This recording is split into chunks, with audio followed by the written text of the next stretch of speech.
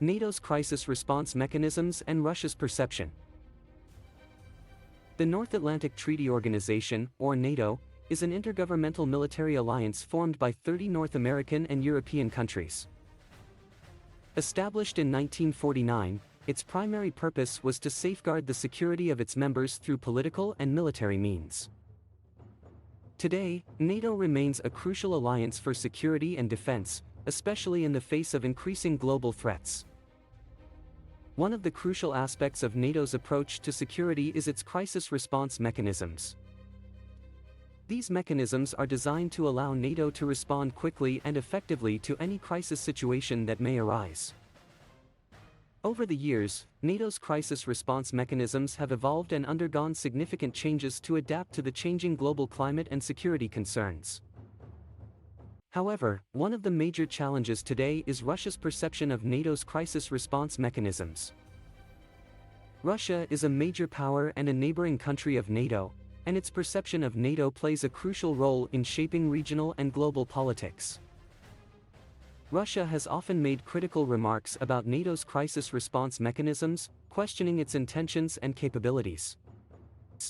Some have even suggested that NATO's crisis response mechanisms are designed to serve the interests of the United States and its allies, rather than being truly collective and multinational.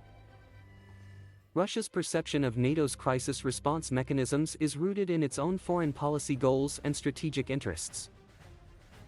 Russia sees NATO's expansion into Eastern Europe as a threat to its security and has repeatedly criticized NATO's exercises and activities in the region. In addition, Russia has been highly critical of NATO's activities in Afghanistan, accusing NATO of being responsible for destabilizing the country and exacerbating the security situation. Despite these criticisms, NATO has continued to work to strengthen its crisis response mechanisms.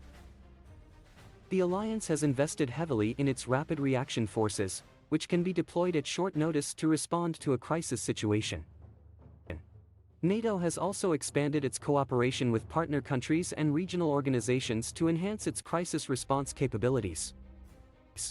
In addition, NATO has developed a range of tools for crisis management, including political dialogue and economic sanctions. However, the challenge for NATO is to convince Russia that its crisis response mechanisms are genuinely multinational and not designed to serve the interests of any one country. NATO needs to demonstrate that it is committed to collective defense and regional stability, and that it is willing to work constructively with Russia to address common security challenges. One way of achieving this could be to invite Russian participation in NATO's crisis response mechanisms. This would demonstrate NATO's openness and willingness to engage constructively with Russia. NATO could also explore opportunities for joint exercises and training activities with Russia in crisis management and conflict resolution. Another way could be to increase transparency and communication. NATO could provide more information about its crisis response mechanisms and engage in regular dialogue with Russia to share perspectives and opinions. Through this, NATO and Russia could work to develop a shared understanding of security threats and challenges and explore ways to address them together. In conclusion, NATO's crisis response mechanisms are critical for regional and global security. However, Russia's perception of these mechanisms is a major challenge for NATO. NATO needs to demonstrate its commitment to collective defense and regional stability while also engaging constructively with Russia. By doing so, NATO can not only enhance its crisis response capabilities but also promote global peace and security.